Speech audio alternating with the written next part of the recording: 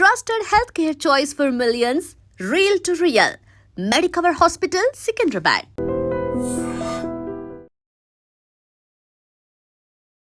నమస్కారం, welcome to I dream. నేను మీ Vijitha.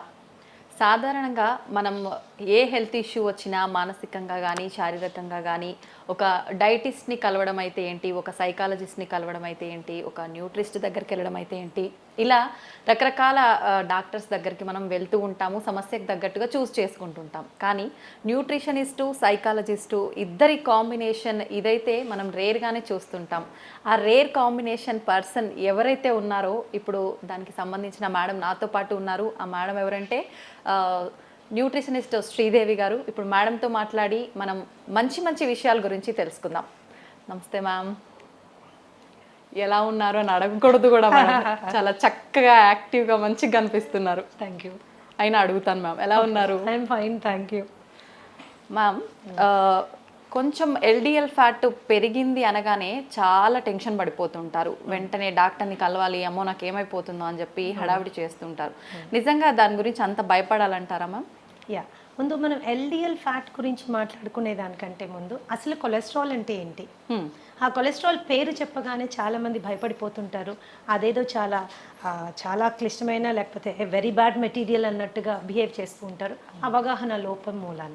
Cholesterol అనేది ఇట్స్ అ వ్యాక్సీ సబ్స్టెన్స్, ఒక రకమైన కొవ్వు పదార్థం. ఈ కొలెస్ట్రాల్ అనేది మనకి చాలా ఇంపార్టెంట్ అయిన సబ్స్టెన్స్ అన్నమాట. ఎందుకంటే శరీరంలో ఉత్పన్నమయ్యేటటువంటి విటమిన్స్ కానీ, అలాగే మనకి కొన్ని రకాలైన హార్మోన్స్ కానీ, కణాల చుట్టూ ఉండేటటువంటి సెల్ మెంబ్రెయిన్స్ కానీ, వీటన్నిటి ఉత్పత్తిలో కొలెస్ట్రాల్ది ప్రముఖమైన పాత్ర. అండ్ ఈ కొలెస్ట్రాల్ అవసరంలో 80% కొలెస్ట్రాల్ శరీరం తనకి తాను తయారు చేసుకుంటుంది. 20% మాత్రమే మనకి ఆహారం ద్వారా వస్తుంది. కానీ కొన్ని రాంగ్ ఫుడ్స్ తీసుకున్నప్పుడు ఆ శాతం పెరిగే అవకాశం ఉంటుంది. ఈ కొలెస్ట్రాల్ ఏంటంటే శరీరంలోని అన్ని భాగాలకి ట్రాన్స్పోర్ట్ అవ్వడం చాలా ఇంపార్టెంట్. అలా ట్రాన్స్పోర్ట్ అవ్వడానికి, since it is not water soluble, నీళ్ళల్లో కరగదు కాబట్టి బ్లడ్లో వెళ్ళాల్సిన అవసరం ఏర్పడుతుంది. అయితే ఈ బ్లడ్లో ట్రాన్స్ఫర్ చేయడానికి కూడా దానికి ఒక రకమైన ప్రోటీన్ అవసరం. ఆ ప్రోటీన్ని వెహికల్గా తీసుకుని బ్లడ్లో ట్రాన్స్పోర్ట్ అవుతుంది. దాన్ని లైపోప్రోటీన్స్ అంటారు. లైపోప్రోటీన్స్ 2 రకాలుగా ఉంటాయి. ఎల్డిఎల్ ప్రోటీన్ ఒకటి, హెచ్డిఎల్ ప్రోటీన్ ఒకటి. ఎల్డిఎల్ అంటే low density lipoprotein, HDL is high density lipoprotein. మరి ఈ ఎల్డిఎల్ని ఎందుకు మనం బ్యాడ్ కొలెస్ట్రాల్ అనుకుంటాము, ఎందుకు దాని పేరు చెప్పి అది కొద్దిగా ఇంక్రీజ్ అయినప్పుడు ఎందుకు భయపడతాం? కారణం చాలా సింపుల్ అమ్మ. లైపోప్రోటీన్ ఏదైతే ఎల్డిఎల్ లో డెన్సిటీ లైపోప్రోటీన్ ఉంటుందో, దీని గుణం ఏంటి అంటే కొన్నిసార్లు ఎక్కువగా రక్తంలో దాని మోతాదు ఎక్కువగా ఉన్నప్పుడు కొన్ని పదార్థాలతో కలిసి అది గుండెలో ఉన్నటువంటి రక్తనాళాల్లో plaque formation or plaque formation అవుతుంది. అంటే చిన్న స్కేల్స్ లాగా తయారైపోయి అక్కడ పేరుకుపోతుంది అనమాట. అక్కడ పేరుకోవడం మూలాన అథెరోస్క్లిరోసిస్ అని, కరోనరీ ఆర్టరీ డిజీజ్ అని, స్ట్రోక్ అని, ఇలాంటివన్నీ వచ్చేదానికి అవకాశం ఉంటుంది. కాబట్టి ఎల్డిఎల్ అనేది బ్యాడ్ కొలెస్ట్రాల్. అది కనుక మనకి పెరిగినట్లయితే గుండె సంబంధిత వ్యాధులు వచ్చేదానికి చాలా అవకాశం ఉంటుంది. కాబట్టి దాని గురించి తప్పనిసరిగా కేర్ తీసుకోవాల్సిన అవసరం ఉంది. కేర్ తీసుకోవాలి కానీ భయపడాల్సిన అవసరం ఏమీ లేదు. ఎందుకంటే ఇవన్నీ ఆహారం మూలాన వచ్చినవి. ఎల్డిఎల్ అనేది పెరిగింది మన ఆహారం మూలాన వచ్చింది. ఆహారంతోనే సెట్ చేసుకోవచ్చు. దానికి ప్రత్యేకంగా మెడిసిన్ నేను ప్రపోజ్ చేయను. ఎందుకంటే because I'm A therapeutic nutritionist. మేము ఆహారం ద్వారా దాదాపు 80 రకాల జబ్బుల్ని హ్యాండిల్ చేస్తాము, 30 రకాల ఇన్ఫెక్షన్స్ని హ్యాండిల్ చేస్తాము, 12 రకాల క్యాన్సర్స్ని హ్యాండిల్ చేస్తాము, ఇంక్లూడింగ్ అడిక్షన్స్. దాదాపు 15-20 రకాల అడిక్షన్స్, ఫోబియాస్, ఇవన్నీ కూడా మేము ఆహారం ద్వారా హ్యాండిల్ చేస్తాం. Without medicine, without medication. ఎందుకు అంటే నాకున్న ప్రత్యేకత ఏంటి అంటే ఐఎమ్ ఏ సైకోసోమాటిక్ హీలర్ అనమాట. మనిషికి ఉన్న మనసుకి, శరీరానికి 2 రకాల రుగ్మతల్ని కూడా ఆహారం ద్వారా మనం సాల్వ్ చేస్తాము. So it is not a problem at all. LDL పెరగడం అస్సలు మంచిది కాదు.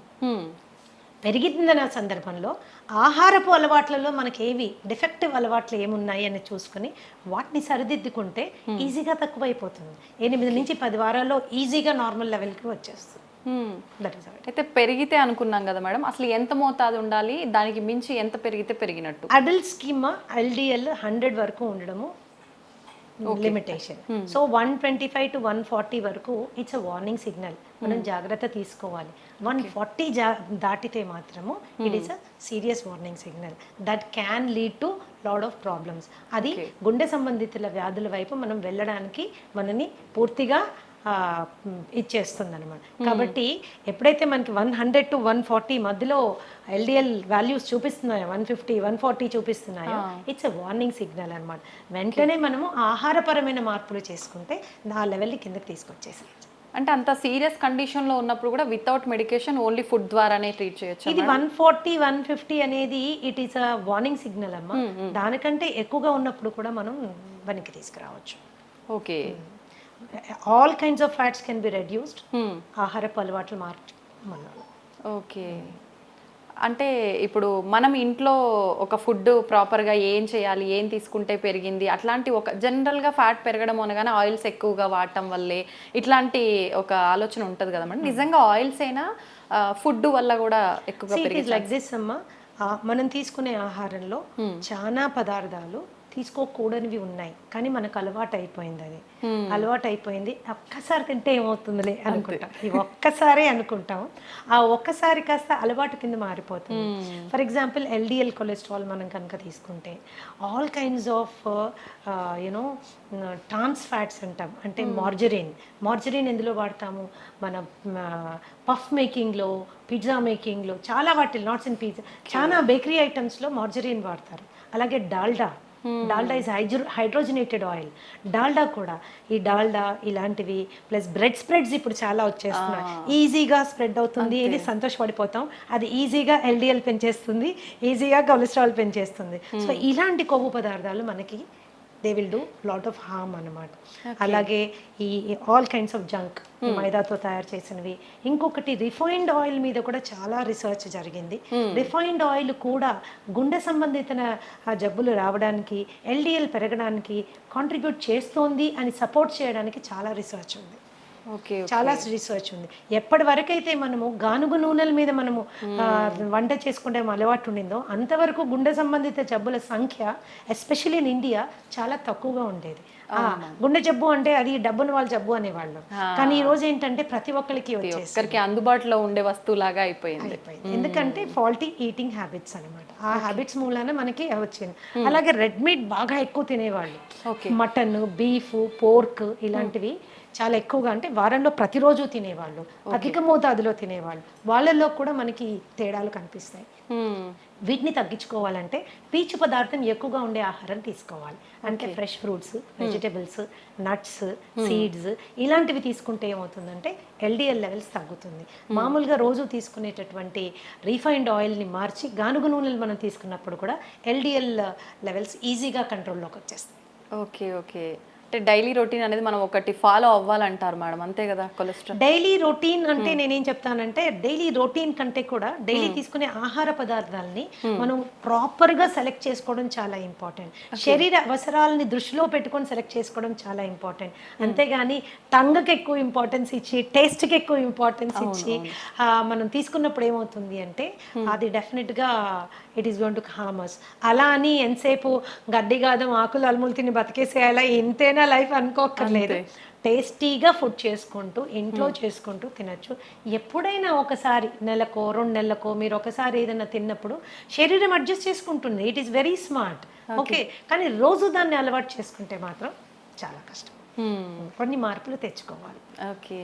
అయితే మేడం, చెడు కొలెస్ట్రాల్ పెరగకుండా ఉండాలంటే మనం ఫుడ్ ఇలాంటివి తీసుకోవాలి. హెచ్డిఎల్ బ్యాలెన్స్డ్గా ఉండాలి అని అంటే ప్రత్యేకించి ఏమైనా ఫుడ్స్ మెయింటైన్ చేయాలంటారా డైలీ లైఫ్ స్టైల్లో? ఇప్పుడు హెచ్డిఎల్ అంటే high density lipoprotein. High density lipoprotein good cholesterol అంటారు. ఎందుకు గుడ్ అంటారు అని తెలుసుకోవడం ఫస్ట్ ఇంపార్టెంట్. ఎందుకంటే ఈ కొలెస్ట్రాల్ యొక్క ప్రాముఖ్యత చాలా ఎక్కువగా ఉంది. అది శరీరంలో మొత్తం అన్ని భాగాలకి వెళ్ళడానికి, రక్తం ద్వారా వెళ్ళడానికి ఈ లైపోప్రోటీన్ మనకి పనికొస్తుంది. అయితే అక్కడక్కడ అవసరానికి మించి కొలెస్ట్రాల్ డిపాజిట్ అయినప్పుడు ఈ హెచ్డిఎల్ యొక్క ప్రత్యేకత ఏంటి అంటే శరీరంలో అన్ని భాగాల్లో ఎక్స్ట్రాగా డిపాజిట్ అయిన కొలెస్ట్రాల్ అంతా తీసుకొని వచ్చి లివర్కి తీసుకెళ్ళిపోతుంది. ఎప్పుడైతే లివర్కి తీసుకెళ్తుందో అక్కడది డిఫ్యూజ్ చేసి పడేస్తుంది, క్లియర్ చేసి పడేస్తుంది. సో అది గుండెకి వెళ్ళి అక్కడ మళ్ళీ వేరే సబ్స్టెన్స్తో కంబైన్ అయ్యి అక్కడ ప్లాక్ ఫామ్ అవ్వడానికి అవకాశం లేదు. కాబట్టి గుండె భద్రత కోసం ఈ పర్టిక్యులర్ లైపోప్రోటీన్ చాలా బాగా పనిచేస్తుంది, క్లీన్ చేసేస్తుంది అనమాట. గుండె వరకు కొలెస్ట్రాల్ని వెళ్ళనివ్వదు అనమాట. అందుకని it is called good cholesterol. Good cholesterol. So మనం రోజు తీసుకునే ఆహారాల్లో మనకి చక్కటి కొలెస్ట్రాల్ ఇచ్చే ఆహారాలు చాలా ఉన్నాయి. సో వాటిని మనం ఇంక్లూడ్ చేసుకోవడం. See I always profess an inclusive kind of diet. మనం ఏమేమి తినాలి అనే దాని మీద ఎక్కువగా ఫోకస్ చేయాలి, ఏమేమి తినకూడదు అనేది అది సెకండరీ అన్నమాట. ఏవేవి ఇంపార్టెంట్. అలానే హెల్త్ ఈజ్ నాట్ డిస్టేస్ట్ఫుల్ అమ్మా, హెల్త్ ఈజ్ టేస్టీ.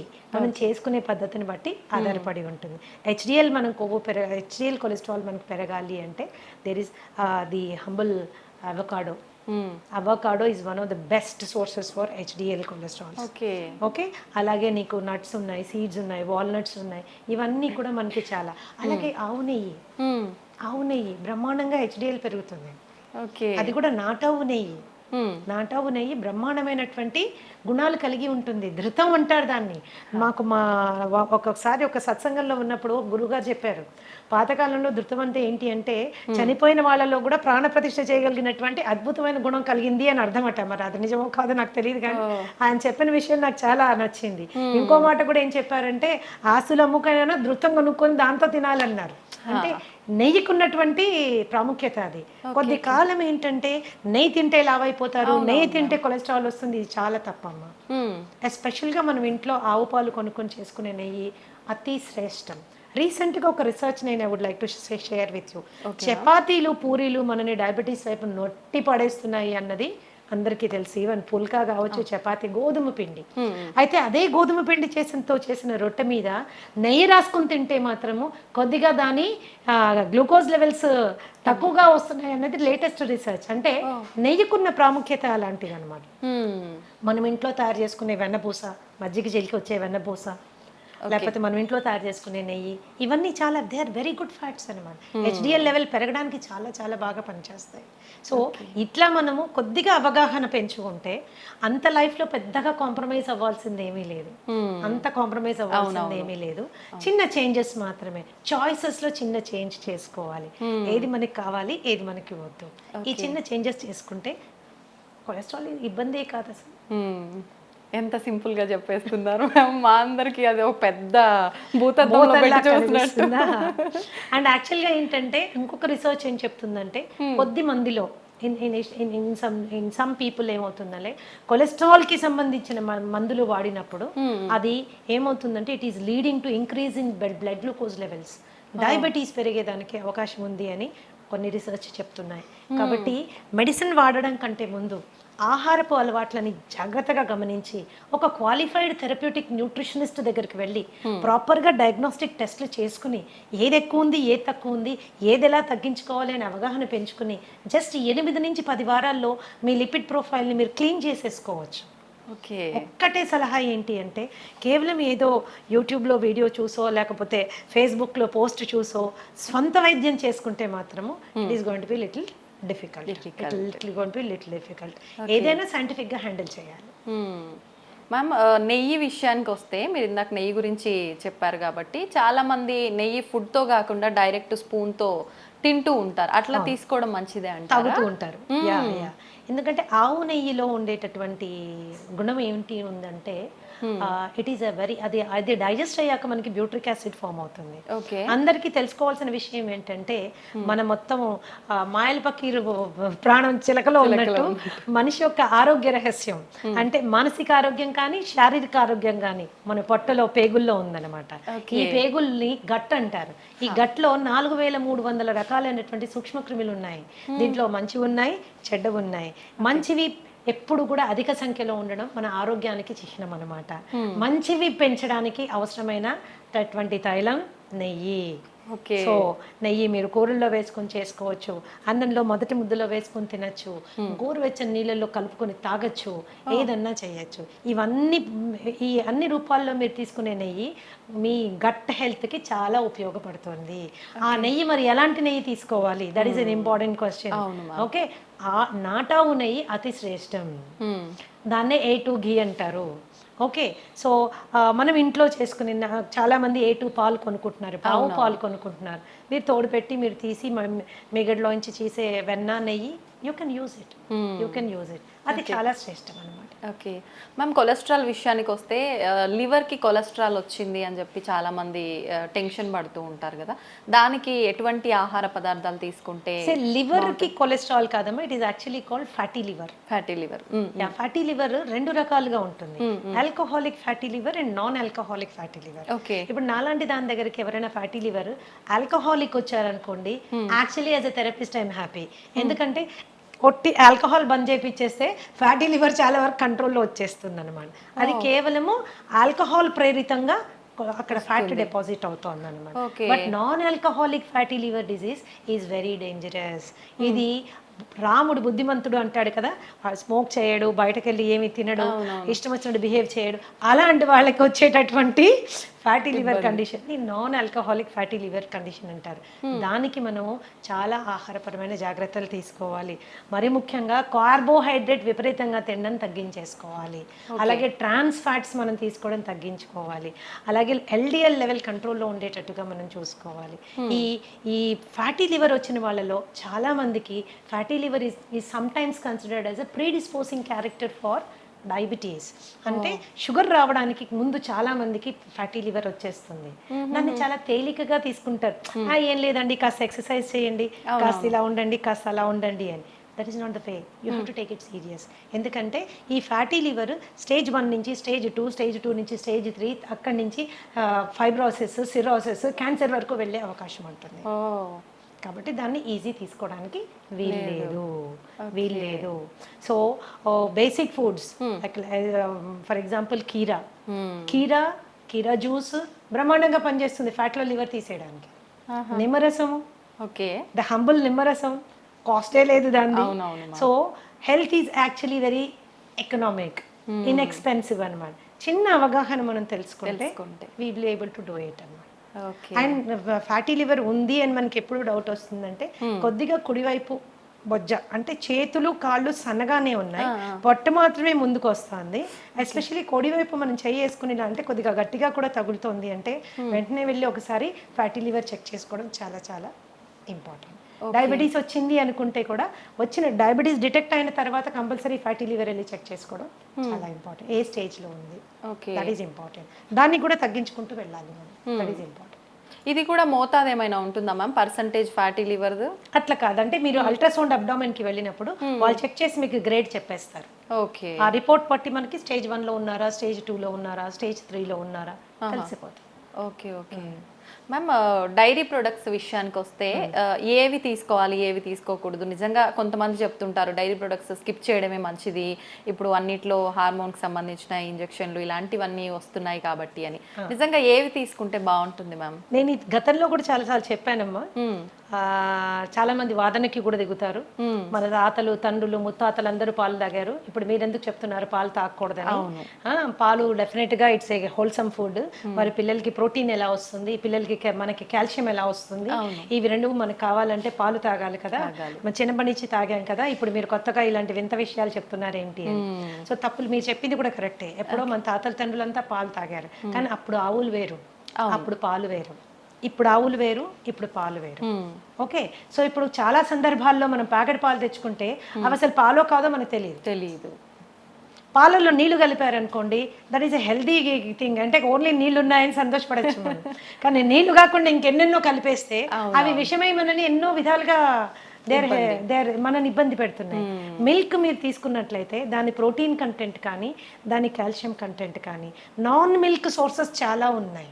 మీ మునగాకు తీసుకోండి, ఓకే, ఫర్ ఎగ్జాంపుల్ టేక్ మునగాకు. నువ్వులు తీసుకోండి, దానిలో ఉన్న కాల్షియం కానీ, దానిలో ఉన్న ప్రోటీన్ కానీ. మునగాకు పచ్చిదానికంటే కూడా ఎండు పౌడర్ ఏదైతే ఉంటుందో, మునగాకు పౌడర్ ఏదైతే ఉంటుందో బ్రహ్మాండంగా కాల్షియం లెవెల్స్ అనమాట. ఓకే, ఎన్నో రెట్లు పాల కంటే ఎక్కువగా ఉంటుంది. ఒక స్పూన్ రోజు తీసుకుంటే సరిపోతుంది. ఎలా తీసుకోవచ్చు మేడం? కాంబినేషన్ మజ్జిగలో కలిపి తీసుకోవచ్చు, నీళ్ళలో కలిపి తీసుకోవచ్చు. దాన్ని పొడి కింద తయారు చేసుకుని కాస్త వెల్లుల్లిపాయలు, జీలకర్ర, ఎండుమిరపకాయలు వేసి దాన్ని పొడి కింద చేసుకొని అంత నెయ్యి వేసుకొని మొదట ముద్ద గట్టిగా కలుపుకొని తినచ్చు. టేస్టీ ఉంటుంది, హెల్త్కి హెల్త్ వస్తుంది. ఓకే. అయితే ఈ మిల్క్ ఇప్పుడు ఏం చేస్తుంది, మిల్క్లో ఒక ప్రోటీన్ ఉంటుంది కేసిన్ అని. ఈ కేసిన్ చాలా మందికి ఎలర్జిక్ కండిషన్స్ ప్రొడ్యూస్ చేస్తుంది. చాలా మందికి కడుపులో అది డైజెస్ట్ అవ్వక గ్యాస్ కానీ లేకపోతే ఇండైజెషన్ కానీ అలాగే బెల్చింగ్ అండ్ బ్లోటింగ్ అంటారు, పొట్ట ఉబ్బినట్టు అవ్వడం కానీ త్రేన్పుల్ రావడం కానీ ఇవన్నీ జరుగుతాయి. ఎందుకు, కేసిన్ వాళ్ళకి డైజెస్ట్ అవ్వదు కాబట్టి, కేసిన్ డైజెస్ట్ అవ్వదు కాబట్టి. సో అలాంటి సందర్భాల్లో పాల అవసరం ఏంటి అసలు? అవును. ఒక స్టేజ్ దాటింది, టాడ్లర్ అంటాం, అంటే కాలు మీద నడవడానికి అలవాటు పడిన బిడ్డకి పాలు సంపూర్ణ ఆహారం కాదు. Okay okay. అది అసంపూర్ణమైనటువంటి ఆహారం. పాలు ఎడిక్టివ్ ఇన్ నేచర్. మీరు బాగా తాగుతుంటే అది తాగాలనిపిస్తుంది, తాగకపోతే ఏదో వెలితిగా కూడా అనిపిస్తుంది.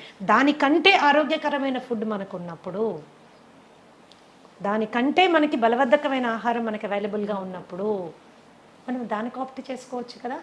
ఈ రోజు ఆవుల్లో పాలు పెరగడం కోసము విపరీతంగా ఇంజెక్షన్స్ వేస్తున్నారు, విపరీతంగా యాంటీబయాటిక్ యూజ్ జరుగుతూ ఉంది. Grass fed cow and grain fried cow అని 2 రకాల కౌస్ మనం చూసుకుంటే, పచ్చిగడ్డి తిని ఆ పచ్చిగడ్డి పెంచడానికి కూడా ఏమాత్రం ఎరువులు వాడకుండా, పెస్టిసైడ్స్ వాడకుండా ఆర్గానిక్గా పెంచిన పాలు ఉంటాయి కదా, అవి అతి శ్రేష్టం. చాలా అరుదుగా లభిస్తున్నాయి, చాలా అరుదుగా, పచ్చిగడ్డే దొరకడం లేదు. గ్రెయిన్ ఫెడ్ మీరు తీసుకున్నారనుకోండి, వాటికి గ్రెయిన్స్ పెడతారు, యూనో ఎన్నెన్నో రకాలైన గ్రెయిన్స్ పెడతారు. ఎస్పెషల్లీ ఈ మధ్య కాలంలో అయితే కార్న్ పెట్టేస్తున్నారు, స్వీట్ కార్న్ పెడుతున్నారు. సో ఇవి ఏంటి అంటే పాల క్వాంటిటీ పెంచడానికి. చాలా మంది ఆ ఆవులకి పెట్టే దీంట్లో నూనెలు కలుపుతారు, ఎందుకంటే పాలల్లో వాళ్ళకి ఆయిల్ శాతము, ఫ్యాట్ శాతం ఎక్కువ రావాలని. మరి ఇలాంటి పాలు మనం తాగినప్పుడు అది మనకి it is going to harm us. అయితే ఇంట్లో మనం ఒక పాల ప్యాకెట్ తెప్పించుకున్నప్పుడు అది ఆవు పాల, గేదె పాల, ఆవులో గ్రాస్ తినిన ఆవా లేకపోతే గ్రెయిన్ తినిన ఆవా, యాంటీబయాటిక్ వేసుకుందా వేసుకోలేదా మనకి ఎలా తెలుస్తుంది? ఇవన్నీ కలిపారో లేదో మనకి ఎలా తెలుస్తుంది? తెలియదు. పైగా పాలు ఎప్పుడైతే ప్యాకెట్లో వస్తాయో, ప్లాస్టిక్ ప్యాకెట్లో వస్తాయో, ఆ ప్లాస్టిక్ కూడా మనకి ప్రమాదం. ఇంకోటి, కొంతమందికి ఏంటంటే ఎస్పెషల్లీ ఉద్యోగస్తులు 4-5 ప్యాకెట్లు కొనుక్కొని డీప్ ఫ్రీజర్లో పెడతారు, అవి గడ్డగట్టిపోతాయి. వాటిని మీరు ఎప్పుడైతే డీప్ ఫ్రీజ్ చేస్తారో, థాయింగ్ ప్రాసెస్ జరిగేటప్పుడు ప్లాస్టిక్ కూడా మెల్ట్ అయ్యి అందులోకి వస్తుంది. ఒకప్పుడు మేము చిన్నపిల్లలుగా ఉండేటప్పుడు గ్లాస్ బాటిల్లో వచ్చేది, that was safest milk. Seal అయ్యి గ్లాస్ బాల్ వచ్చేది, బాటిల్స్ తీసుకోగానే మేము చిన్నపిల్లలప్పుడు నాకు బాగా గుర్తుంది, ఆ మూత తీసి పైన ఉన్న వెన్నంతా వేలుతో తీసుకుని తినేవాళ్ళం. ఇప్పుడు అలాంటి కండిషనే లేదు. సో పాలుని వాడకం ఎంత తగ్గిస్తే అంత మంచిది. అయితే పెరుగు దగ్గరికి వచ్చినా, మజ్జిగ దగ్గరికి వచ్చినా ఏ రెస్ట్రిక్షన్ లేదు. It is better than milk అన్నమాట. మీరు పెరుగుగా తిన్నా పర్వాలేదు, మజ్జిగగా తిన్నా పర్వాలేదు. కొద్దిగా పుల్లబడిన మజ్జిగ ఇంకా బెటర్. పుల్లబడిన మజ్జిగ చాలా బెటర్. అందుకనే మిల్క్ని అవాయిడ్ చేయడం బెటర్. ఎందుకంటే మనకు వచ్చే ప్యాకెట్ గురించి మనం ఆలోచిస్తాం, కానీ అందులో వచ్చిన పాలు మనకి దాకా రావడానికి ఎన్ని పద్ధతులు అవలంబించారో మనకు అవగాహన లేదు. Today it is a very common thing to give oxytocin injection for cows. Oxytocin injection దేనికి ఇస్తారు వింటే మీరు బిత్తరపోతారు. పాల పొదుగులోంచి పాలు పిండేటప్పుడు ఈజీగా పాలు బయటికి రావడం కోసము ఆ ఇంజెక్షన్ ఇస్తారు. మనకు కూడా ఆక్సిటాసిన్ ఇంజెక్షన్స్ ఇస్తుంటారు. మన ఎప్పుడు యూస్ చేస్తారో తెలుసా మీకు? డెలివరీలో బిడ్డ ఈజీగా బయటికి రావడానికి కోసం యూస్ చేసేటటువంటి ఇంజెక్షన్ ఆక్సిటాసిన్ అన్నమాట. కండరాలు లూజ్ అయ్యి బిడ్డ ఈజీగా బయటికి రావడానికి. యానిమల్స్ కి కూడా ఆక్సిటాసిన్ ఇంజెక్షన్ దానికోసమే ఇస్తారనమాట. బట్ దేనికి వాడుతున్నాం ఈరోజు? ఈజీగా, అంటే అది పిండడానికి కూడా మనకు ఓపిక లేదనమాట. దాని బిడ్డను తాగనివ్వడం లేదు మనము, దాని బిడ్డ నోటికాడ పాలు మనం గుంజుకుంటున్నాం. అది కూడా ఈజీగా రావడం కోసం కెమికల్ ఇంజెక్షన్స్ ఇస్తున్నాం. మరి ఇలాంటి పాలు తాగడం అవసరమా? అక్కర్లేదనే చెప్పాలి ma'am. So it's dairy and ఆవు మీద జరుగుతున్నటువంటి ఘోరాల గురించి అది డిఫరెంట్ స్టోరీ. దాని గురించి మాట్లాడుకుంటే పాలు చూస్తే కూడా భయపడిపోతాం అన్నట్టు. అమ్మ బాబోయ్, ఇంత కష్టమైన పాలు మనకు అవసరమైంది అని. That is as simple as that. పాల కంటే బలబద్ధమైన ఆహారం చాలా చాలా ఉంది. You can go towards it. అవి తీసుకోవచ్చు. ఆల్టర్నేట్ మిల్క్స్ కూడా ఉన్నాయి. మీ బాదం మిల్క్, తర్వాత ఈ కోకోనట్ మిల్క్, దాని తర్వాత యూ హ్యావ్ కాజు మిల్క్, రాగి మిల్క్, జొన్న పాలు, మిల్లెట్ పాలు, ఇలా మనకు చాలా ఉన్నాయి విచ్ ఆర్ మోర్ న్యూట్రిషియస్. పాలు దేనికి తాగెత్తున్నామో ఆ న్యూట్రిషన్ ఇవ్వగలిగినవి, ఇంకా ఎక్కువ శాతంలో ఇవ్వగలిగిన పాలు మనకు చాలా ఉన్నాయి. ఓకే. ఇంకా కొంతమంది అడుగుతూ ఉంటారు నన్ను, మేడం పాల ప్యాకెట్లో పాలు తీసుకోమంటారా, లేకపోతే టెట్రా ప్యాక్ తీసుకుంటే ఏమైనా ప్రాబ్లం వస్తుందా? టెట్రాప్యాక్. అవును మ్యామ్. టెట్రాప్యాక్ మీద చాలా హెవీ రీసెర్చ్ జరిగిందమ్మా. టెట్రాప్యాక్లో పాలు రీసెర్చ్ చేసినప్పుడు, ఫ్రెష్ మిల్క్ చేసినప్పుడు డెఫినెట్గా టెట్రాప్యాక్లో ఉన్న పాలలో పోషక విలువలు తక్కువ ఉంటాయి అనేది నిర్వివాదాస్పదం. You don't have to discuss about it. It is clear. ఎందుకు అలాగా? పాలు అవి పాస్చరైజ్ చేస్తారు అండ్ హోమోజినైజ్ చేస్తారు. హోమోజినైజ్డ్ అండ్ పాస్చరైజ్డ్ మిల్క్ ఎప్పుడైతే హీట్ చేసి కూల్ చేస్తారో దాంట్లో పోషక విలువలు తక్కువైపోతాయి. కాకపోతే టెట్రాప్యాక్లో మీరు తీసుకున్నప్పుడు ఏంటంటే హైజీన్ అండ్ శానిటేషన్ ఎక్కువ, ఇన్ఫెక్షన్ కాజింగ్ జర్మ్స్ కానీ అది మనకి ఉండదు. పైగా ఏమీ అడిటివ్స్ యాడ్ చేయరు దాంట్లో. ఏమి దాన్ని ప్రిజర్వ్ చేయడానికి ఏమీ బయట నుంచి యాడ్ చేయరు. Okay okay. సో పోషక విలువలు ఫ్రెష్ మిల్క్ కంటే కొంచెం తక్కువైనా అది సేఫ్ మిల్క్ కాబట్టి టెట్రాప్యాక్ లో మిల్క్ వాడుతూ ఉంటారు. That is how it is. ఇప్పుడు ఫ్రెష్ గా తీసుకున్న పాలు వి డోంట్ నో దాంట్లో ఏమేమి ఉన్నాయో తెలియదు, అందులో ఎన్ని పెస్టిసైడ్ రెసిడ్యూస్ వస్తాయో తెలియదు, ఎన్ని మాన్యూర్ రెసిడ్యూస్ వస్తాయో తెలియదు, బ్యాక్టీరియల్ ఇన్ఫెస్టేషన్ కానీ వైరల్ ఏదైనా మైక్రో ఆర్గానిజం ఉందేమో మనకి తెలియదు. ఓకే. రెండు తెల్లగానే ఉంటాయి అంతే. మనం పాల రూపంలో తీసుకునే వాళ్ళకైతే ఆల్టర్నేట్ ఆప్షన్స్ చాలా ఉన్నాయి మీరు చెప్పారు. కొంతమంది తెల్లారితే కానీ టీ లేనిది వాళ్ళకి తెల్లారదనే వాళ్ళు చాలా మంది ఉంటారు. అలాంటి వాళ్ళ పరిస్థితి ఏంటి మ్యామ్? టీ కాఫీ అనేవి దేనికి తాగుతాం? నా పద్ధతి ఏంటంటే దేనికైనా ఏ పద్ధతికైనా ఎందుకు అని ముందు తెలుసుకుంటే అది మనకు అవసరమా లేదు అని నిర్ణయం తీసుకోవచ్చు. రైట్. ఓకే. మన డైలీ లైఫ్లో మనకున్న స్ట్రెస్ మూలాన చాలా మందికి హెడేక్స్ రావడము, ఆ స్ట్రెస్ మూలాన మైగ్రేన్స్ రావడము, డల్ గా ఫీల్ అవ్వడము ఇవి అవుతాయి. టీ అండ్ కాఫీలో ఏముంటుంది? కెఫీన్ ఉంటుంది. ఈ కెఫీన్ ఏం చేస్తుంది? నర్వస్ సిస్టమ్ ని టెంపరీగా ఉత్తేజపరుస్తుంది. ఓకే. టెంపరీగా ఉత్తేజపరుస్తుంది. ఎప్పుడో ఒక రోజు ఒక గుక్క తాగినంత మూలాన మనకి పెద్ద వదిలేదు. అది అలవాటు చేసుకుంటే it is addictive in nature. It is addictive in nature అన్నమాట.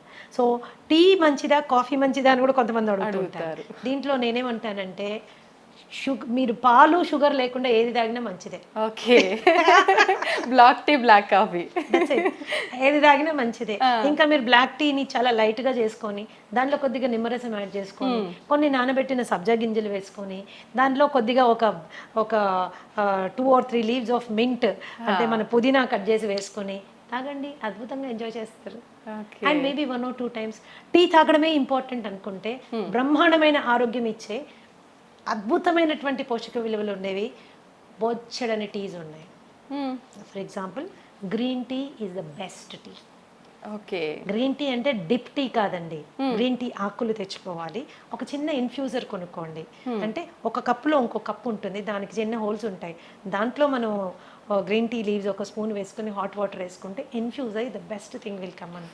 Green tea is anti inflammatory and it is anti cancerous. మన మెటబాలిజంకి చాలా బాగా పనిచేస్తుంది. It is good for everything. కానీ ప్రతిదీ తీయగా ఉండాలంటే కష్టం. ప్రతిదీ తీయగా ఉండాలంటే మనకి కష్టం. సరే తీయగా ఉండాలి అనుకుంటే మీరు దాంట్లో న్యాచురల్ రా హనీ వేసుకోవచ్చు. బట్ అది ఇంకొక స్కామ్. మనకి ఏది హనీయో ఏది బెల్లం మడ్డో ఏది చక్కెరపాకమో మనకి తెలుసుకోలేము, అంత టైం కూడా లేదు. That is how it is. Organic గా చేసినటువంటి బెల్లం పౌడర్ కొంతమంది వాడుకుంటారు, పర్వాలేదు, అది కూడా పర్వాలేదు. As long as remaining conditions అన్ని నార్మల్ గా ఉన్నప్పుడు మనకి ఇవన్నీ పెద్దగా కాంట్రిబ్యూట్ అవ్వాలి. రిమైనింగ్ కండిషన్స్ నార్మల్ పెట్టుకోవడం చాలా ఇంపార్టెంట్. ఎన్నో రకాల టీ ఉందమ్మా. ఫర్ ఎగ్జాంపుల్ హైబిస్కస్ టీ అని ఉంటుంది, మందార పువ్వులు ఆకులు రెక్కలతో చేసింది. జాస్మిన్ టీ ఉంది. There are so many teas. మేమైతే మా ట్రీట్మెంట్ ప్రొసీజర్స్లో దాదాపుగా నేను 25 రకాల టీలు వాడతాను. ఓకే. ఇవి మంచి ఆరోగ్యం వైపు నా క్లయింట్స్ అందరినీ తీసుకెళ్ళడానికి చాలా ఉపయోగపడుతుంది. మచ్చా టీ అని ఉంటుంది. ఫైబ్రాయిడ్స్ ఉన్నవాళ్ళు, యూటరైన్ ప్రాబ్లమ్స్ ఉన్నవాళ్ళు, మెన్స్ట్రల్ సైకిల్ రెగ్యులర్గా లేని వాళ్ళు ఇలాంటి టీ తీసుకోవచ్చు. సాంఫ్ టీ అని ఇస్తాము. డైజెషన్ సరిగ్గా లేని వాళ్ళు, అరుగుదల చాలా తక్కువగా ఉన్నవాళ్ళు, తినగానే వాళ్ళకి విపరీతమైన ప్రాబ్లం ఉన్నవాళ్ళు, కాన్స్టిపేషన్ ఉన్నవాళ్ళు, వీళ్ళందరికీ సాంఫ్ టీ ఇస్తాము. లైక్ ఆస్తమా, బ్రీదింగ్ ప్రాబ్లమ్స్ ఉన్నాయి అండ్ డైజెషన్ ఇష్యూస్ ఉన్నాయి, ఇలాంటి వాళ్ళకి జింజర్ టీ ఇస్తాము. అలాగే ఆకుల టీ తీసుకున్నారంటే అది పెద్ద టాపిక్ అను. దాదాపుగా 100 రకాల టీస్ గురించి మనం మాట్లాడుకోవచ్చు. అవి మనకి ఎంత చీపు, ఎంత హెల్త్ ఇస్తాయి అన్న దాని మీద క్లియర్గా డిస్కస్ చేసుకోవచ్చు అనమాట. So general coffee and tea కంటే కూడా మీరు ఇలాంటి కైండ్ ఆఫ్ వాటిని అలవాటు చేసుకుంటే అదేదో వెచ్చగా తాగాలి అనే ఒక కోరిక తీరుతుంది, హెల్త్ కూడా ఎఫెక్ట్ అవ్వదు. 1-2 సార్లు టీ తాగితే ప్రాణ నష్టం ఏమీ లేదమ్మా, అదే పనిగా తాగితేనే. ఓకే, మీరు కాఫీ తాగాలి అనుకుంటే black coffee is a better option than with tea. And లేదు పాలు కావాలి, పాలు లేకుండా నేను చేయలేను ఫిక్స్ అయ్యారనుకోండి, ఓట్ మిల్క్తో తాగండి, కోకోనట్ మిల్క్తో తాగండి, ఆల్మండ్ మిల్క్తో తాగండి. ఆప్షన్స్ ఉన్నాయి, తెలుసుకోవడము చేసుకోవడమే అంతే.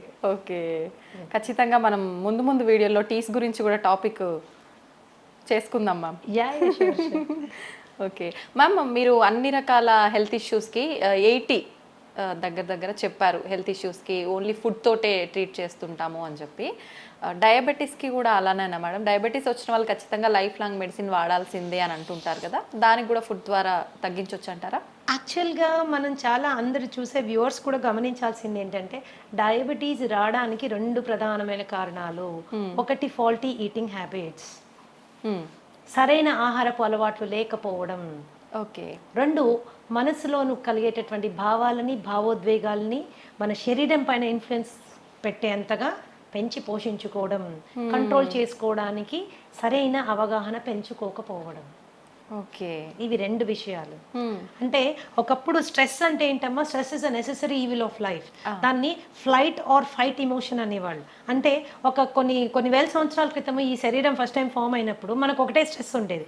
అదేంటి, ఏదైనా యానిమల్ వచ్చి మనం చంపేసేది, లేదా మనం ఏదైనా యానిమల్ చంపి తినేసేవాళ్ళం. ఇదే స్ట్రెస్, అంటే ఇంతకు మించి ఇంకేం స్ట్రెస్ లేదు. ఆ స్ట్రెస్ సిచ్యువేషన్ వచ్చినప్పుడు ఏమయ్యేది, శరీరంలో ఉన్నటువంటి శక్తి అంతా చేతుల్లోకి కాళ్ళల్లోకి వచ్చేసేది. ఎందుకు, చేతులతో కొట్లాడాలి, కాళ్ళతో పరిగెత్తి పోవాలి.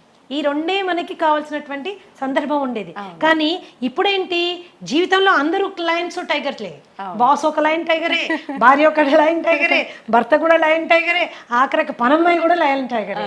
సో వీళ్ళందరూ కలిసి మనకి ఎన్నో రకాలైన స్ట్రెస్ క్రియేట్ చేస్తున్నారు. అయితే ఈ పరిస్థితుల్లో ఏమవుతుంది, ఎప్పుడైతే ఎనర్జీ చేతుల్లోకి కాళ్ళల్లోకి రావాలో, శరీరం ఇంటెలిజెంట్గా ఏం చేస్తుంది, మిగతా అవసరం లేని సిస్టమ్స్ని షట్ డౌన్ చేస్తుంది, బంద్ చేస్తుంది.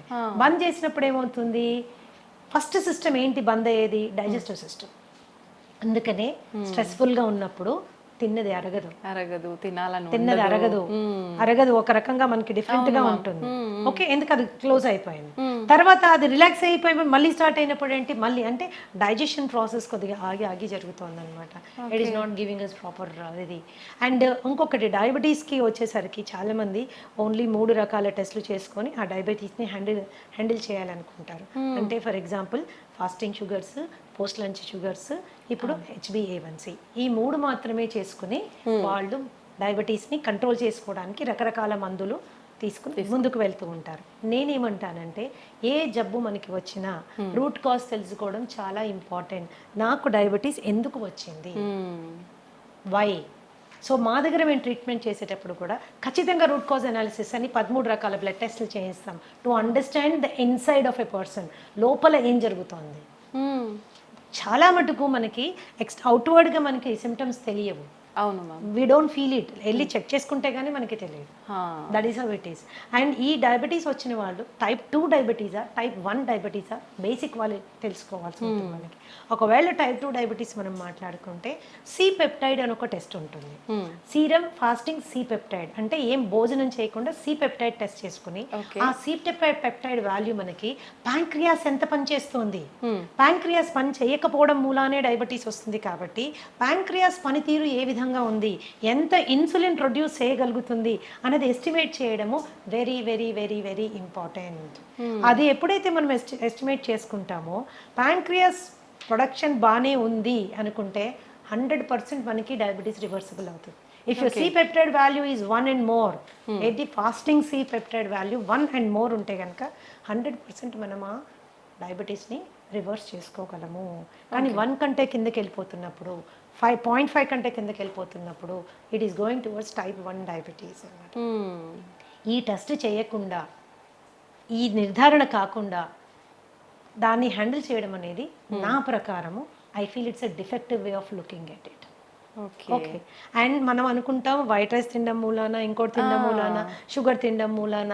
చాలా మంది నా క్లయింట్స్ వచ్చి చెప్తాను, నేను షుగరే తినట్లేదు మేడం, ఎప్పుడో మానేసాను, నోరు కట్టేసుకున్నాను, అయినా షుగర్ పెరిగిపోతుంది అని. సో మీరు ఏం తిన్నా అది షుగర్ కింద మారుతుంది, ఏం తిన్నా అది షుగర్ కింద మారుతుంది. అంటే మరి అన్ని తినడం మానేసేమా? చాలా మంది ఈ షుగర్ పేషెంట్స్ వీక్ అయిపోతారు, ఎందుకంటే భయపడిపోతారు. అమ్మో ఇది తిరిగితే షుగర్ పెరుగుతుంది, అది తింటే షుగర్ పెరుగుతుంది, అది తినకూడదు, ఇది తినకూడదు, అది మానేయండి, ఇది మానేయండి. అది కాదు, ఫస్ట్ లోపల ఏం లోపాలు ఉన్నాయో తెలుసుకోవాలి. ఓకే, లోపల ఏం లోపాలు ఉన్నాయో తెలుసుకోవాలి. వైటమిన్ డి లెవెల్స్ ఎన్ని ఉన్నాయో మనకు తెలియాలి. And there is direct and indirect relationship between vitamin D levels and diabetes. అది మనం ఖచ్చితంగా తెలుసుకోవాలి. B12 ఎంత ఉంది, దానికి దీనికి కనెక్షన్ ఏంటి? యా, వైటమిన్ సి, దాని పరిస్థితి ఏంటి, దానికి డయాబెటీస్కి కనెక్షన్ ఏంటి? Lots of research is available.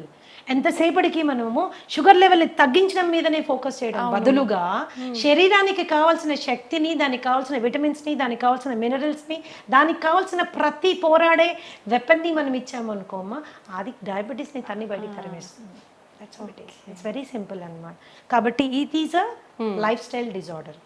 అది లైఫ్ స్టైల్ అంటేనే మనం పద్ధతులు సరైన నిద్ర లేదు, సరైన ఆహారం లేదు, తీసుకునే ఆహారం టైం ప్రకారం తీసుకోము, అండ్ విపరీతమైన స్ట్రెస్. ఈ స్ట్రెస్ని మేనేజ్ చేసుకునే దానికి కూడా మనము ఎటువంటి జాగ్రత్త తీసుకోము. అందుకే మా దగ్గరికి వచ్చినప్పుడు మేము ఏం చేస్తామంటే డయాబెటీస్ని మేము వెనక్కి తీసుకెళ్లే టైంలో, because I'm a psychosomatic healer, ఖచ్చితంగా మానసిక ఒత్తిడిని తగ్గించేటటువంటి ఆహారము, శారీరకమైనటువంటి అవసరాలు అంటే దాని vitamins and mineral balances support చేసేటటువంటివి పెట్టుకుంటూ వెళ్తాం. కాబట్టి ఓకే, ధనాధన్ షుగర్ లెవెల్స్ పడడం స్టార్ట్ అవుతాయండి. ఒకసారి షుగర్ లెవెల్స్ పడడం స్టార్ట్ అయితే మెడికేషన్ డోసేజ్ నెమ్మదిగా తగ్గించుకుంటూ వెళ్తాము. ఒకసారి అలా తగ్గించుకుంటూ వెళ్ళి 1 fine day ఆ మెడిసిన్ ఎత్తిపడేస్తాము. ఓకే, ఈ స్టేజ్ని రెమిషన్ స్టేజ్ అంటారు. Remission is purely temporary stage of health. So చాలా మందికి ప్రాబ్లం ఏమొస్తుందంటే తగ్గి నార్మల్ అవ్వగానే తగ్గిపోయింది కదా, సో సింపుల్ అనేసి మళ్ళీ నెక్స్ట్ డే నుంచి అన్ని మొదలు పెడతారు. పైనుంచి అది ఒక కంప్లైంట్ చేస్తారు, ఏంటి మేడం ఇది మళ్ళీ తినగానే వచ్చేసింది. నువ్వు ఫస్ట్ తిన్నావు కాబట్టి ఇది వచ్చింది, ఫస్ట్ ఫాల్టీగా తిన్నావు కాబట్టి ఇది వచ్చింది, కరెక్ట్ చేసుకున్నావు కాబట్టి తగ్గిపోయింది, కరెక్ట్ చేసుకుని మళ్ళీ బ్యాక్ వెళ్ళావు కాబట్టి మళ్ళీ వస్తుంది. సో నేనేమంటానంటే ఒక రెమిషన్ స్టేజ్ రాగానే మనం తీసుకున్న జాగ్రత్తని కనీసం 1 సంవత్సర కాలం గనక మనం అలాగే మెయింటైన్ చేసుకోగలిగితే అది రివర్సల్ అయిపోతుంది. అది రివర్సల్ అయిపోతుంది. డయాబెటీస్ తగ్గించుకోవడానికి ఆడ మగ తేడా లేదు, వయస్సుతో తేడా లేదు, మీ డయాబెటీస్ వయస్సు కూడా తేడా లేదు.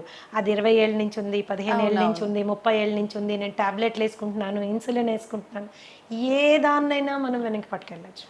చిన్న పిల్లల్లో కూడా ఇప్పుడు చిన్న పిల్లల కండిషన్ డిఫరెంట్ అమ్మా. That is called type 1 diabetes. Type 1 diabetes వచ్చినప్పుడు మనము again C peptide fasting post lunch 2 చేసుకుంటాము. సి పెప్టైడ్ వాల్యూ చాలా తక్కువ ఉంటుంది. ఆ చాలా తక్కువ ఉన్నప్పుడు ఏంటంటే ఇన్సులిన్ ప్రొడ్యూస్ చేయలేకపోతుంది ప్యాంక్రియాస్ లో ఇన్సులిన్ రావడం లేదు కాబట్టి వాళ్ళు డయాబెటీస్ పార్ట్ వెళ్ళిపోయారు. సో ఈ పరిస్థితుల్లో మనం వాళ్ళకి 3 times వాళ్ళు ఇన్సులిన్ వేసుకోవాల్సి ఉంటుంది. ఇలాంటి పిల్లలకి అద్భుతంగా ఇన్సులిన్ రిక్వైర్మెంట్ తగ్గించేటటువంటి ఆహారం మనం ఇవ్వచ్చు. Regeneration therapy for type 1 diabetes కూడా ఉంది. కాకపోతే దాని పర్సంటేజ్ 100% అని మనం గట్టిగా చెప్పలేము.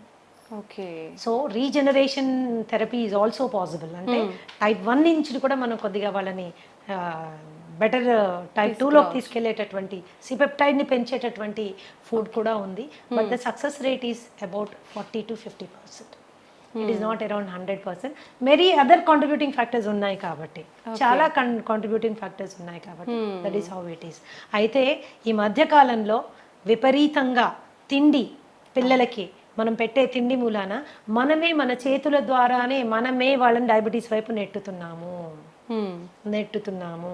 నాకు తెలిసిన ఒక బాబుకి కేవలం వాడు రోజు అడిగాడని, రోజు ఇవ్వమని గొడవ చేశాడని వాళ్ళ తాతగారు డైలీ ఒక కూల్ డ్రింక్ తాగించడం మూలాన, అలా 2 నెలలు తాగించడం మూలాన ప్యాంక్రియాస్ ఫెయిల్ అయిపోయింది. టైప్ 1 డయాబెటిక్ అయిపోయాడు. బిడ్డ ఓన్లీ 15 ఏళ్ళు. రాబోయే 60-70 ఏళ్ళు వాడు ఇన్సులిన్ వేసుకుంటానే మేనేజ్ చేయాలి. సో మన ప్రేమని రాంగ్ ఫుడ్స్ రూపంలో చూపించకూడదు. ఎప్పుడో నెలలో ఒకరోజు తాగాడు ఏం జరగదు.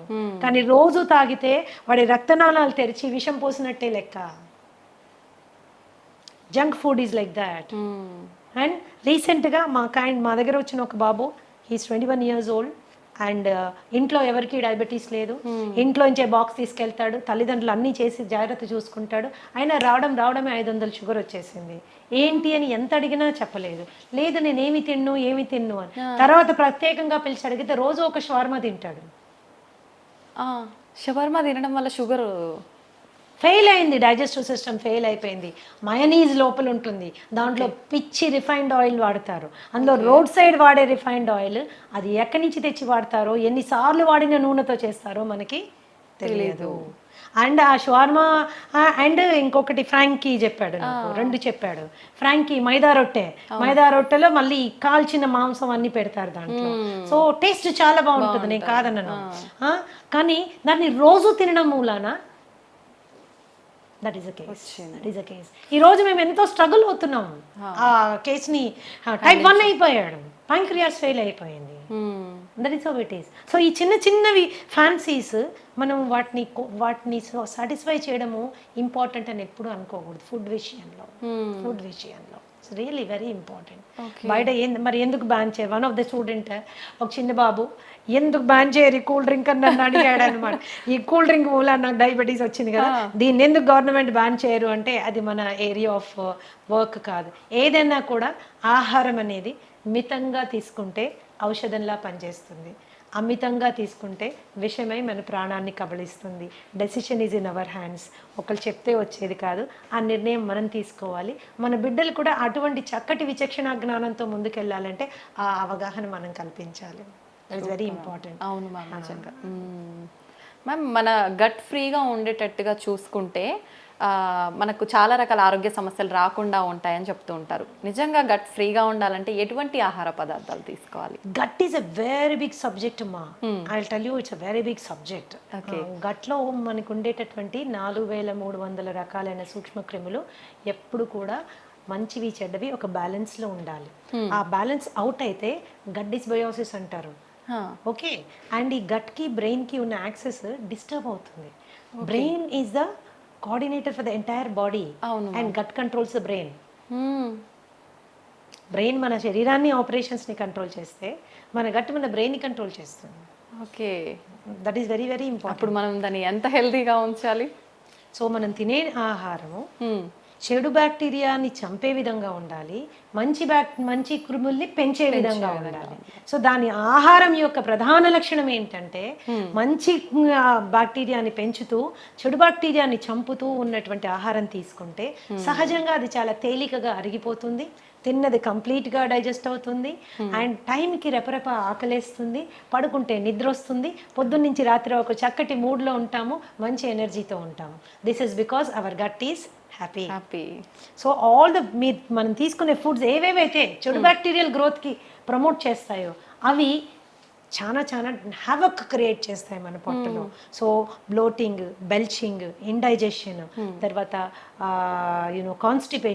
కాన్స్టిపేషన్ మూలాన పైల్స్, హెమరాయిడ్స్, లేకపోతే వెరీ హార్డ్ స్టూల్ రావడము, ఇవన్నీ ఏం చేస్తాయంటే మనకి డైజెషన్ అంటే తినాలంటే భయపడే వాళ్ళు చాలా మంది ఉంటారు. పైగా హెల్త్ కరెక్ట్ అంటే హైజీన్ కరెక్ట్గా ఫాలో కాకపోతే హెచ్ పైలోరీ లాంటి బ్యాక్టీరియల్ ఇన్ఫెక్షన్స్ వస్తే జీవితాంతం మనం ఆ మందులు వేసుకుంటూ ఉంటారు. మేమైతే డయట్ ద్వారా హెచ్ పైలోరీ కానీ, IBS కానీ, IBD కానీ చాలా సమర్థవంతంగా హ్యాండిల్ చేసే బ్రహ్మాండమైన ఫుడ్స్ ఉన్నాయమ్మా. అది ఎవరు బయట కొనుక్కోక్కర్లేదు. మీ ఫుడ్ మీరు ఇంట్లో చక్కగా చేసుకోవచ్చు, శుభ్రంగా తినచ్చు, సంతోషంగా ఉండొచ్చు. This is how it is. కేవలం మందుల ద్వారా ఎంత సక్సెస్ మీరు వస్తుందో దానికి డబుల్ సక్సెస్ ఆహారం ద్వారా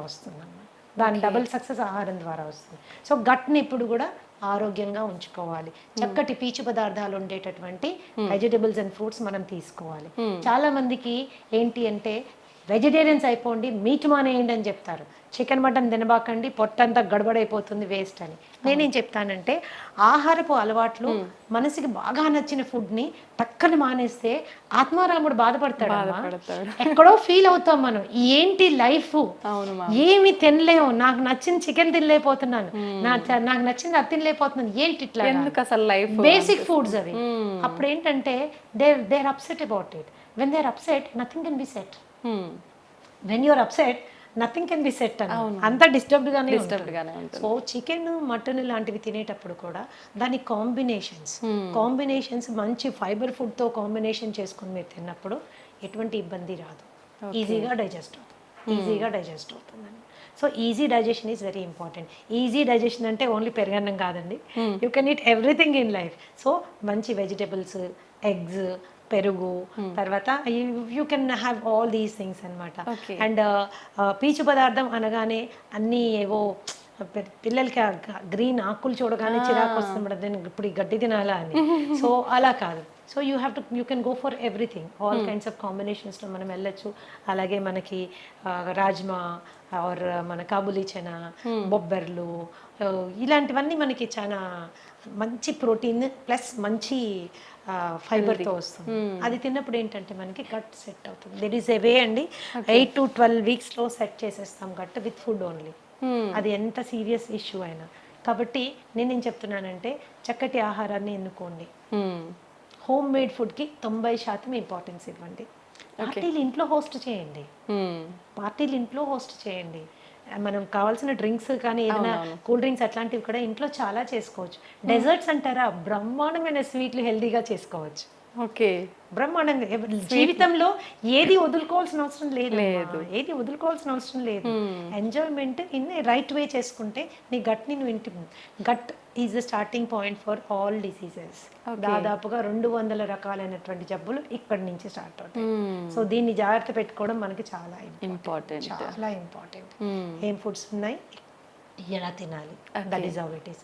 ఎప్పుడన్నా ఒకరోజు అంటే మేడం మమ్మల్ని హోటల్కే వెళ్ళొద్దంటారా, నేను ఒక్కసారి కూడా బిర్యానీ తినద్దా, ఇంకా నేను ఎందుకు అందులో హైదరాబాద్లో ఉండి నన్ను బిర్యానీ తినద్దంటారా అంటే, ఓఎస్ తినండి తప్పకుండా, ఎందుకు మానేస్తారు, అలా మానేయమని చెప్పట్లేదు.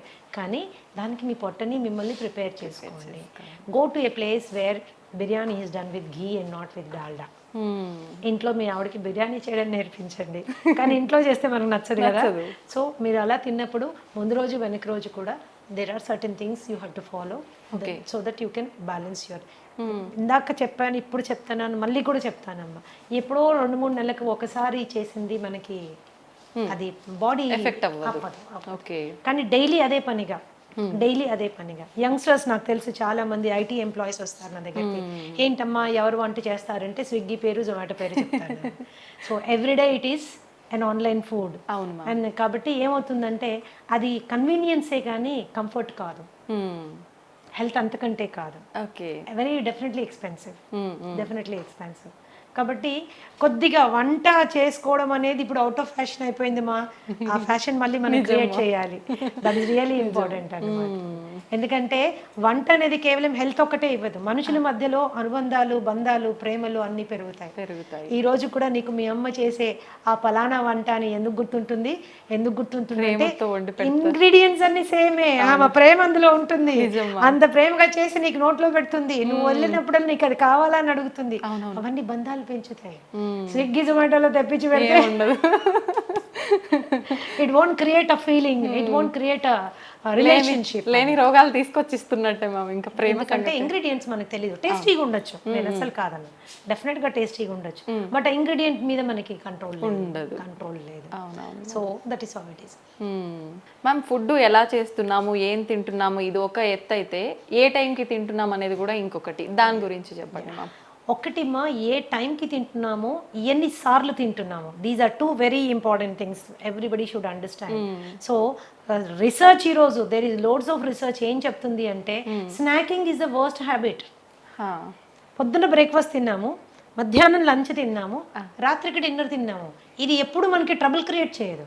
ఓకే. పొద్దున బ్రేక్ఫాస్ట్ తిన్నాము, మధ్యలో టీ అండ్ స్నాక్స్ తిన్నాము, మధ్యాహ్నం మళ్ళీ లంచ్ తిన్నాము, 4 గంటలకు సమోసా తిన్నాము, 5 గంటలకు కాఫీ తాగాము, 6 గంటలకు టీ తాగాము, 7 గంటలకు 7:30కి వెళ్ళి మళ్ళీ డిన్నర్ తిన్నాము, రాత్రి 12ంటికి పడుకునేటప్పుడు స్విగ్గీలో ఏదో ఒకటి తెప్పించుకుని తిన్నాము. This is going to cost trouble. This leads to obesity. Okay. Extra calories మూలన వెయిట్ పుట్ ఆన్ అవ్వడం స్టార్ట్ అవుతుంది. వెయిట్ ఒకసారి పుట్ ఆన్ అయ్యారంటే ఒబెసిటీ అనేది ఏంటంటే ప్రపంచంలో అన్ని కండిషన్స్ కంటే అతి దారుణమైన పరిస్థితి. కొన్ని millions of people are dying because of obesity, అధిక బరువు మూలాన. Okay, so this is very important. ఏ రోజైనా ఇప్పుడు మీరు ఆ మధ్యలో తినే స్నాక్స్ని కట్ చేయండి, న్యాచురల్గా స్లిమ్గా అవ్వడం స్టార్ట్ అవుతారు, ఫేస్ కాంతివంతంగా అవుతుంది. Snacks will do a lot of. ఒకవేళ స్నాక్ తినవలసిన అవసరం వస్తే హెల్తీ ఆప్షన్ చెక్ చేసుకోండి, హెల్తీ ఆప్షన్ తీసుకోండి. ఎప్పుడైతే మీరు బాగా డీప్ ఫ్రైడ్ మైదాతో చేసినటువంటి సమోసాస్, కచోరీస్ ఇలాంటివి తిన్నారనుకోండి, తిన్న 10 నిమిషాల లోపల సివియర్ డిహైడ్రేషన్ అవుతుంది. ఓకే. దాహం వేస్తుంది. ఆ దాహం వేయగానే మనం ఏం చేస్తాం? కూల్ డ్రింక్ తాగుతాం.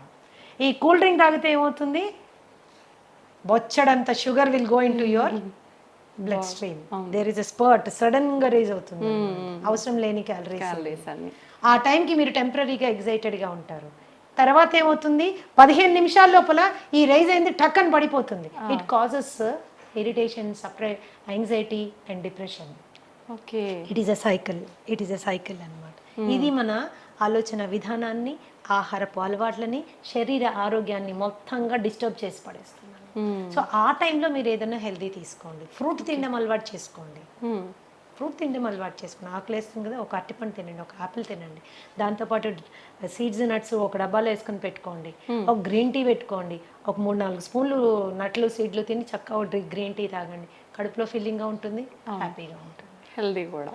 అలాగే there are so many fillers. ఇప్పుడు మీ ఫూల్ మఖానా కానీ, మురమురాలు కానీ, అట్టుకులు కానీ, వీటితో ఎన్నో రకాలైనటువంటి హెల్దీ గ్యాసెస్ రాకుండా ఉండేటటువంటి చేసుకోవచ్చు. మరీ ఆకలేస్తుంది అనుకున్నప్పుడు తినచ్చు, అట్లాంటి నో ప్రాబ్లమ్ అబౌట్ ఇట్. కానీ ఆ టెంపరీగా రోడ్ మీద దొరికే బజ్జీలు, పునుగులు అండ్ యూనో సమోసాలు, వాడెవర్ అన్నీ దొరుకుతాయి, అది మాత్రము స్కిప్ చేయాలి. చాలా ఘోరం అది. With due respect to all those people, అది మనకి పడినప్పుడు దాన్ని వదిలేసుకోవడం అంత ఉత్తమమైన విషయం ఇంకొకటి లేదు. And night 7:30 to 8 o'clock is the best time to have your dinner.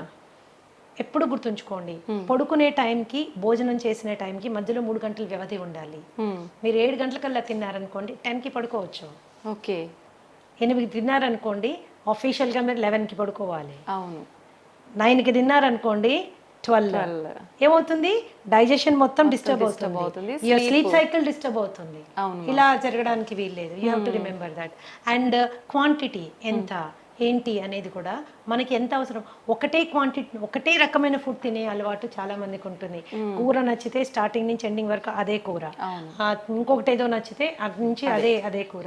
So ఒక బ్యాలెన్స్డ్ డైట్ ప్లేట్ అనేది మనము మెయింటైన్ చేసుకోవాలి, అన్నీ ఉండేటట్టు చూసుకోవాలి, ఆల్ కైండ్స్ ఆఫ్ థింగ్స్. ఇప్పుడు టైం మనకి లేదు, అన్నిటికీ మన బాస్ కోసం టైం ఉంది, ఉద్యోగం కోసం టైం ఉంది, టార్గెట్స్ కోసం టైం ఉంది, కానీ మన కోసం మనకి టైం లేదు. సో ఈ థాట్ ప్రాసెస్లో కూడా కొద్దిగా మనం మార్పు తెచ్చుకోవాలి. యంగ్స్టర్స్ మరి ముఖ్యంగా ఏంటంటే మంచి తెలివితేటలతో ముందుకెళ్తున్నారు, పెద్ద పెద్ద ఉద్యోగాలు చేస్తున్నారు, లక్షల్లో సంపాదిస్తున్నారు, కానీ వాళ్ళ శరీరం గురించి వాళ్ళు పట్టించుకోవడానికి వాళ్ళకి టైం ఉండడం లేదు. దాన్ని ఎలా అయినా అకామిడేట్ చేసుకోవాలి. బ్రేక్ఫాస్ట్ కూడా సాధ్యమైనంత త్వరగా, మీల్కి మధ్యలో 3 గంటల గ్యాప్ ఉండాలి. 3 గంటల టైంలో మీరు కావాలంటే మంచినీళ్ళు తాగొచ్చు, సింపుల్. కావాలంటే మంచినీళ్ళు తాగొచ్చు. మరి ఏదైనా వర్క్ ప్రెషర్ మూలన కొద్దిగా తలనొప్పి వస్తుంది అన్నప్పుడు గ్రీన్ టీ తాగొచ్చు, జింజర్ టీ తాగొచ్చు, ఒక గ్లాస్ మజ్జిగ తాగొచ్చు, ఒక గ్లాస్ కొబ్బరి నీళ్ళు తాగొచ్చు. Okay, these are the best alternatives. ఆ స్నాకింగ్ మానేసేయాలి.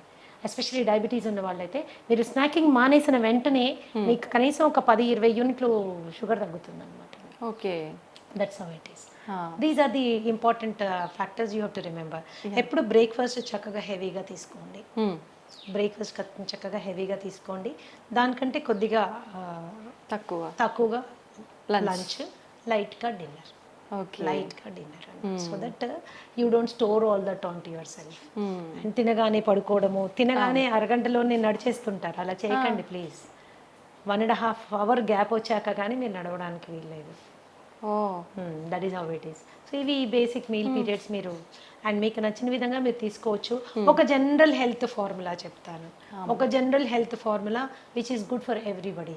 సో మనము ఇండియన్స్ ఏంటంటే especially south Indians starch oriented అంటే కార్బ్ ఓరియంటెడ్ డయట్లో మనం ఉంటాము. ఇప్పుడు మనకు అంతా రిఫైన్డ్ అండ్ పాలిష్డ్ ఫుడ్ కాబట్టి అది చాలా వరకు not doing lot of harm కాబట్టి ఒక చిన్న రేషియోలో మనం ఆహారం తయారు చేసుకోవచ్చు.